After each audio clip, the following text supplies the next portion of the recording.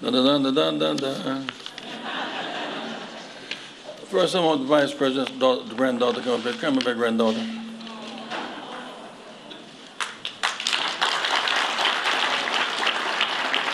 Mayor Lightfoot. Madam Mayor. Judge Greg Mathis.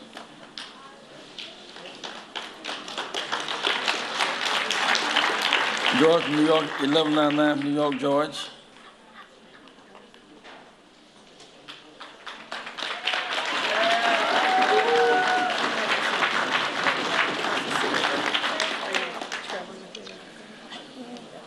Across these years, we worked hand in hand on critical projects. Joe Biden opened the trenches trying to make America better. Agreed to agree, agreed to disagree, but always in a civil way.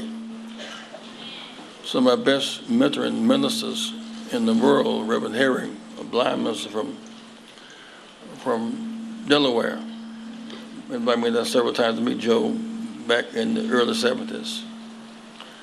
The daughter of my classmate is now the congresswoman from Delaware.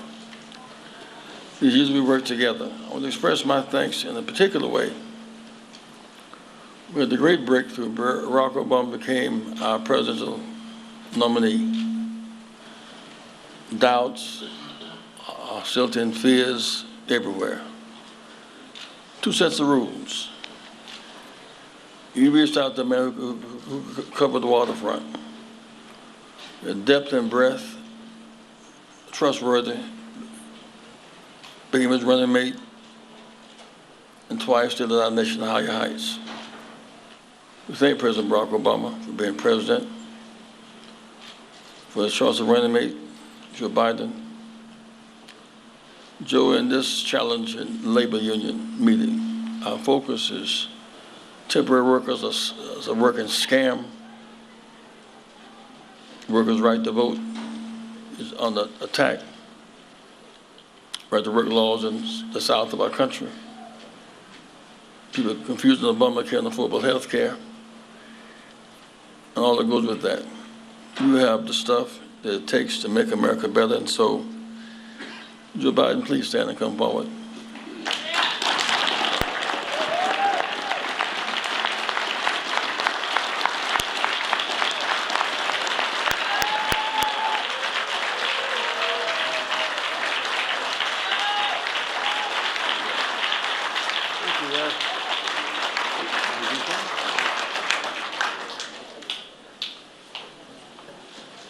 Well, I'm here to introduce one of the Bidens who's going to become President of the United States, my granddaughter, Finnegan Biden from Chicago.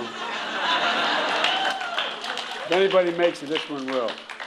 By the way, I lost a daughter. I have one daughter that survived, and I have 4 granddaughters. And let me tell you, they're incredible.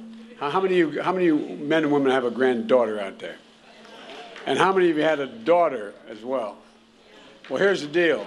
Daughters always are wonderful. Matter of fact, we Irish have an expression. A son's a son till he gets a wife, a daughter's a daughter the rest of her life. But here's the deal. When your daughter is about 12 and a half years old, you put this little butterfly in bed and you kiss her goodnight. Next morning you walk in, there's a snake in the bed. Daddy, drop me at the corner. Daddy, don't wrestle out of my games. Daddy, Daddy. When they all come back between 19 and 21, my granddaughter, Congresswoman, comes in and says, "You're not hydrating enough. I got to take care of you, Dad." She's a social worker with a master's degree. But here's the deal. Here's the deal. Granddaughters not only always love you, but they always like you.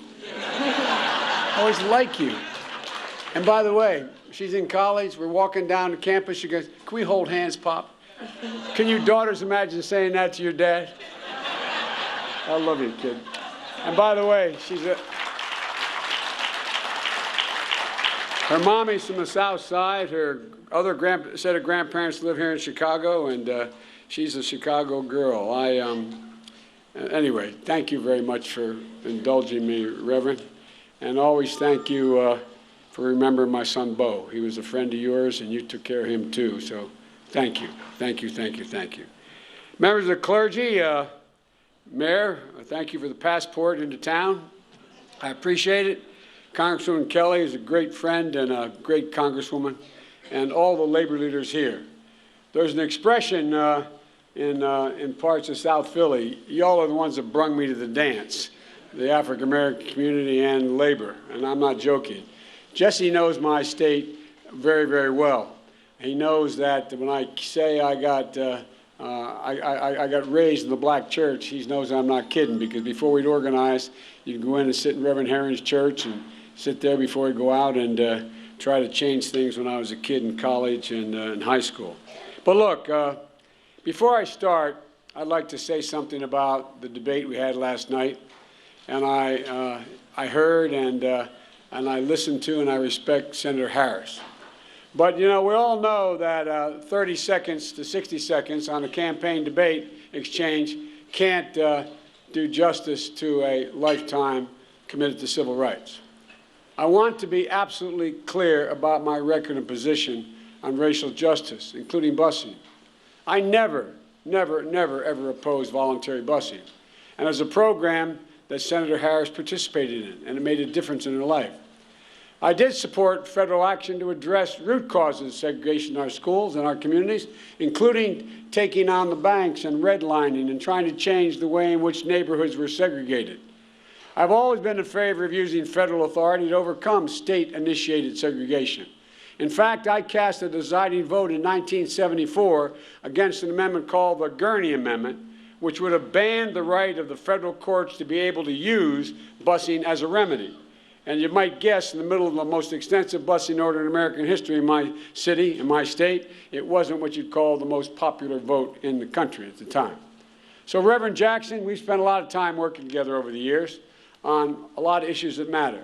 And I know, you know, I fought my heart out to ensure that civil rights and voting rights, equal rights, are enforced everywhere. These rights are not up to the states to decide. They are a federal government's duty to decide.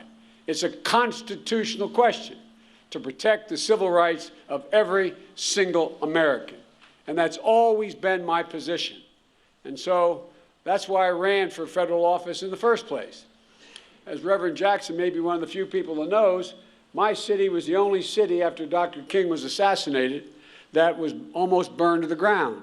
20% of it. The only city in the United States of America since Reconstruction that was occupied by the National Guard with drawn bayonets on almost every corner for 10 months.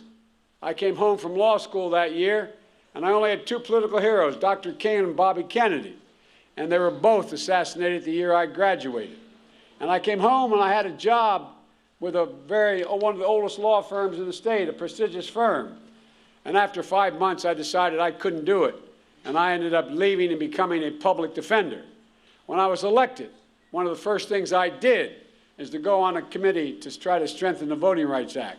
I co-sponsored the Equal Rights Amendment. I supported making the Equity Act in law and make the law of the land today. I voted for the Civil Rights Act of 1990 to ban employment discrimination. I wrote the provision in the law that allows the Attorney General to pursue cases involving, quote, a pattern or practice of conduct by law enforcement officers in violation of constitutional federal rights. I wrote that law. And I used that power during the Obama-Biden administration. Our Department of Justice investigated police discrimination and abuse, including Ferguson. By the way, we worked like the devil to make sure that you should not allow police departments to buy excess military vehicles like up-armored Humvees and armored personnel carrier. You don't go into a neighborhood and police going in an up-armored Humvee or a personnel carrier. Our criminal justice reforms as president and vice president reduced the federal population by 38,000 people.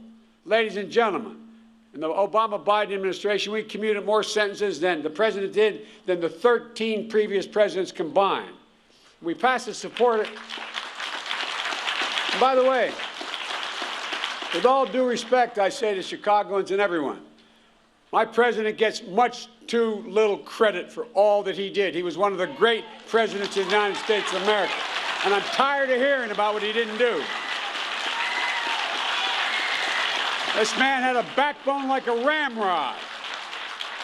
He had a backbone like a ramrod. You want to know what a man or woman's made of? Watch them under incredible pressure. He got elected as we were about to fall off a cliff. We went out and we had to pass we had to pass an act that was Recovery Act, $800 billion. And guess what? Remember, he stood up on the he loved it. He loved in the State of the Union to turn and surprise me. He didn't tell me. He said, and Sheriff Joe's going to enforce the act. Well, thanks a lot, Mr. President.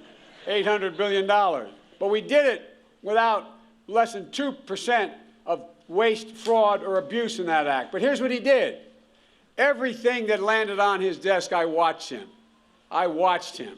I sat with him every single morning, and I watched him for hundreds of hours in the so-called, the situation was not where Wolf Blitzer lives. It's a real situation here. I watched him, and I want to tell you, Chicago, you had a great, great man out here, and he's still a great man, and he still has a lot to offer.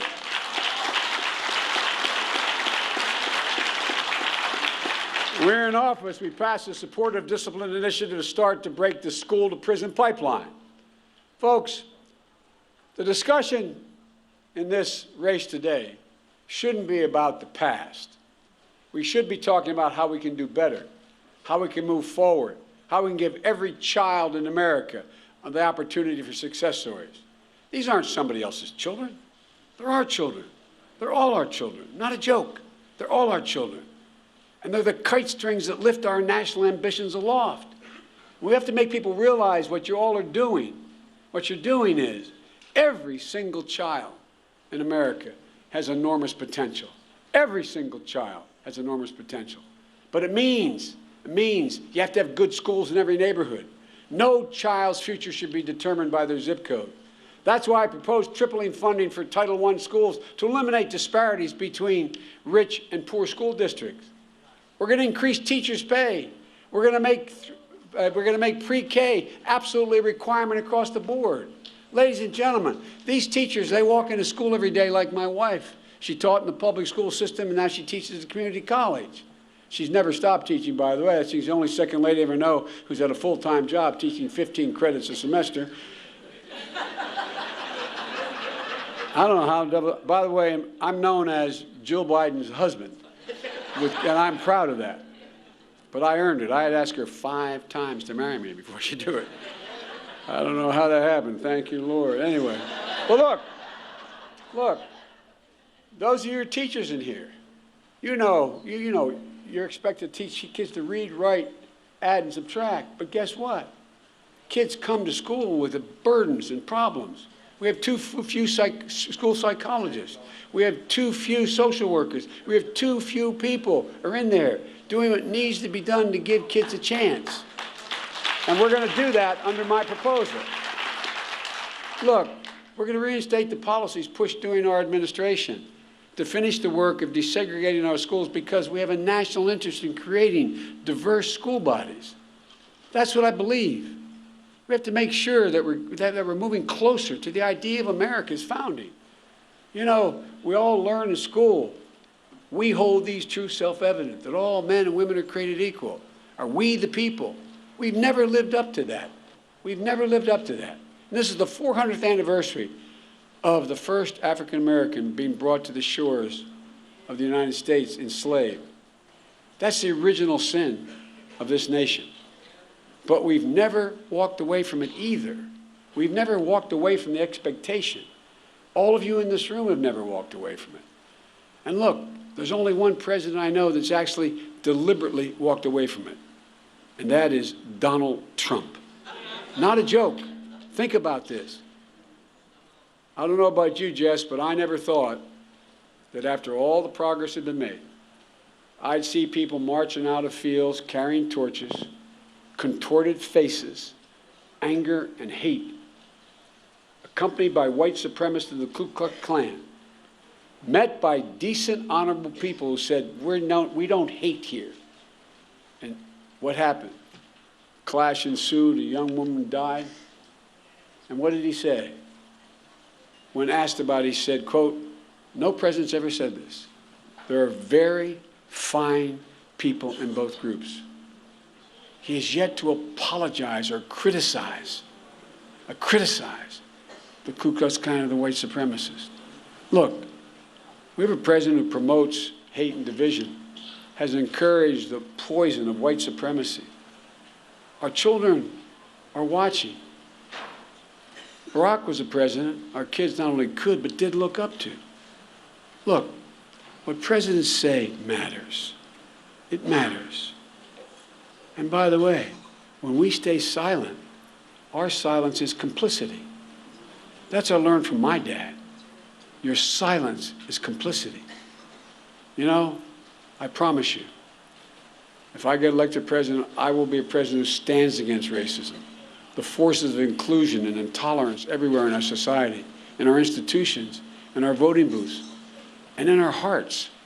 It matters what we say. And since we're at a labor luncheon, it's important to stand by and start by recognizing Black, Hispanic, Asian American workers and Native American workers and the communities of color all across the nation that have driven and strengthened the labor movement from its beginnings, as you spoke about, Mr. President, a moment ago. From the Atlanta washroom strike washerwoman strike in 1880 to the Delano grape strike and boycott in 1990, in the 1960s, from Bill Lucy and Bayard Rustin, Chicago's own Abby White and Jacqueline Vaughn. Black and brown power have always been an integral part of fighting for the right to organize, demanding equal pay, fair treatment, basic workers' protection, as my dad would say, some dignity. Taking on the fight of all workers, from farm workers to domestic workers, to tearing down systematic racism along the way. We owe them. We owe them big. We owe you. And if I'm elected president, I want you to know labor will have an absolute full partner in the White House, and I think labor knows that from me.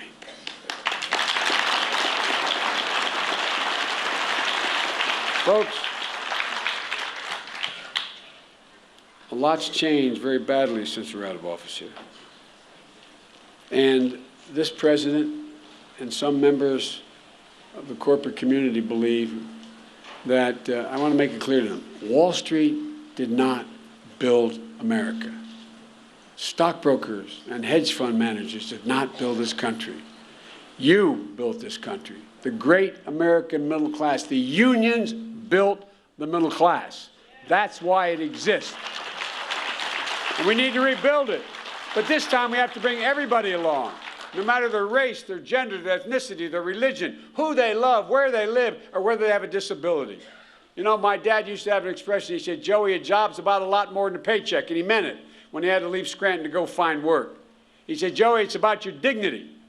It's about respecting the community. It's about being able to look your child in the eye and say, honey, it's going to be okay, and mean it. Too few people, has been referenced today, too few people think they can say that anymore. A vast majority, for the first time in about 80 years, the vast majority of middle-class people are shrinking. They no longer believe their children will have the responsibility. Mr. President, you talked about how your dad persisted and changed things. They don't think they're, and today's corporate culture and this administration, they don't care about your dignity. Instead of investing back into our workers and record profits, instead of investing back in research and development to create more opportunities, corporate profits are going to pay dividends to shareholders and blockbuster executive compensation. Ladies and gentlemen, they're squeezing the life out of workers today.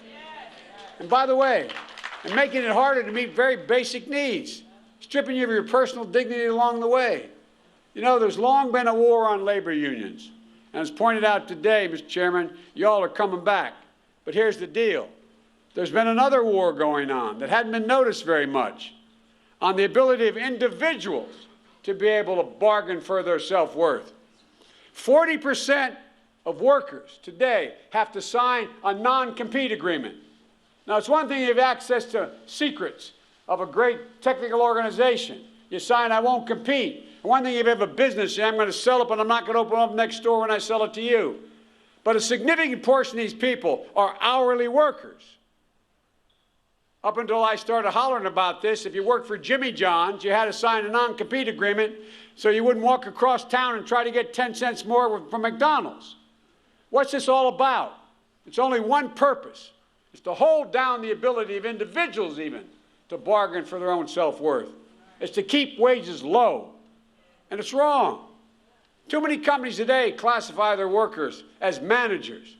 When labor fought to make sure that if you're an hourly worker, you had to be paid overtime.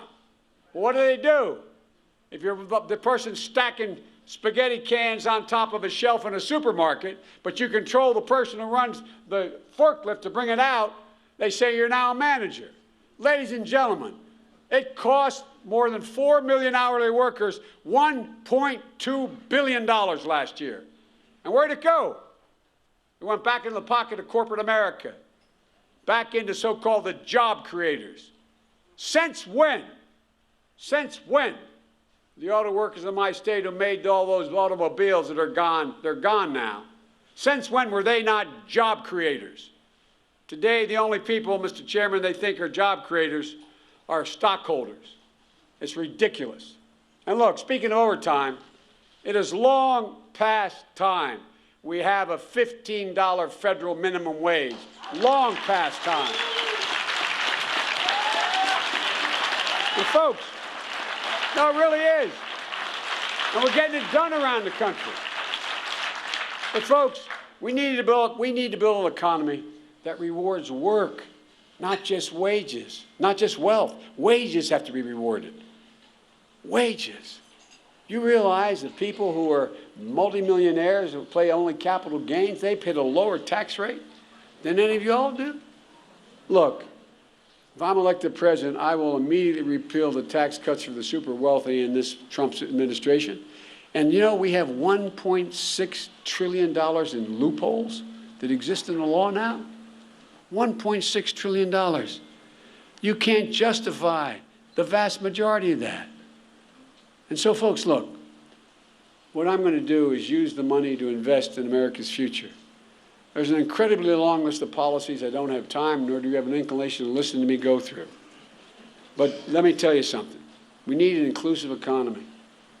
From better access to capital for black-owned small businesses, to reducing the decline in black home ownership, to making sure homes in black communities are valued fairly. You realize the same home, I know you do, same home in a predominantly black neighborhood, the same exact home, and one in an overwhelmingly white neighborhood, in the black neighborhood, it's valued at significantly less, limiting your ability to borrow against it, limiting your ability to do much about it. And guess what? You pay a higher insurance rate, too, for it, even though it's less. Look, we need to reform the criminal justice to make sure black mothers feel confident when they send their son out on the street that he's going to be safe. We've got to recognize that kid wearing a hoodie may very well be the next poet laureate and not a gangbanger. Ladies and gentlemen, there are too many black men, and I might add women, in prison. And we started this to have a problem in our administration. We need to pass, I just met with Bobby Scott, you know Bobby well, Congresswoman, just met with Bobby Scott from Virginia, his Safe Justice Act. It needs to be passed, but he acknowledged we need to do more. No more minimum mandatory prison sentences, period. The end of private prisons, as Brock and I talked about. Funding. Original law I wrote, drug courts, at least $400 million a year. Bail reform. No one should be in jail because they don't have the money to pay their bail. No juveniles in adult prisons. Mandatory treatment, not jail, for those who are affected by and struggling with addiction. It makes no sense to put people in jail. Put them in treatment and keep them there while they are going through treatment. Decriminalize marijuana, automatically expunge marijuana convictions. Look, folks, and for finally, do what I've been trying to do for 15 years, end the crack powder cocaine disparity so it's 1-to-1, no different. Too many African Americans have been put in jail for it. Look, and prisons, what I don't get, and we just got to make the case, if you make it to ordinary people, they figure it out. In prison, you should receive an education, not how to be a better criminal, but you should learn how to read and write. There should be job programs in there. We should be training people. We should be training them. There should be automatic restoration of their rights once their sentence is served, including all rights to go to school, Pell Grants, not only a right to vote, not only a right to participate, but it's overwhelming the interest of the United States of America and every citizen, black or white or Hispanic, that you re-educate people, give them a chance. Folks, look, we can do all these things and so much more. We have to start by uniting the country. I know I get criticized for saying we can unite the country, but ladies and gentlemen, I refuse to accept the status quo. The status quo of this miserable, ugly politics we have today guarantees we'll continue to do the same. Guarantees it. We can't do it, and we can do it without ever compromising on our principles. You know, I know how the labor leaders movement has moved for decades. That's how we're going to win in 2020. And we're going to win together when we defeat Donald Trump. And folks,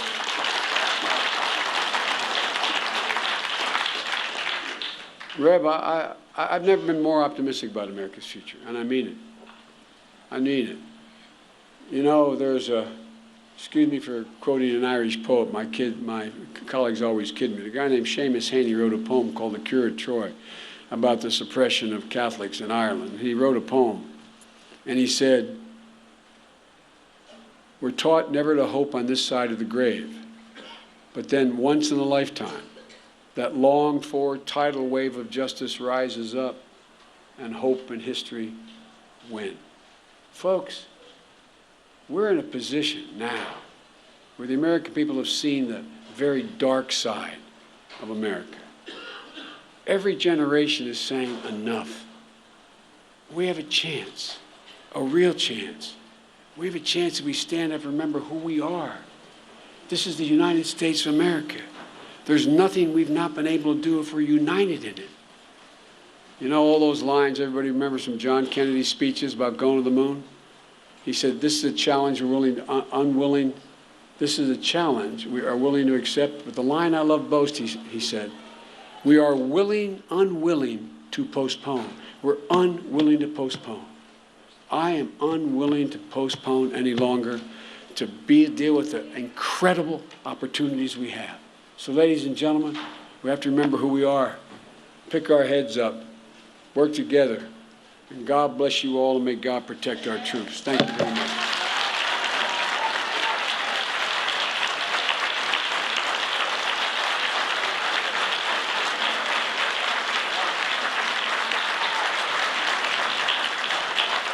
Vice President Joe Biden.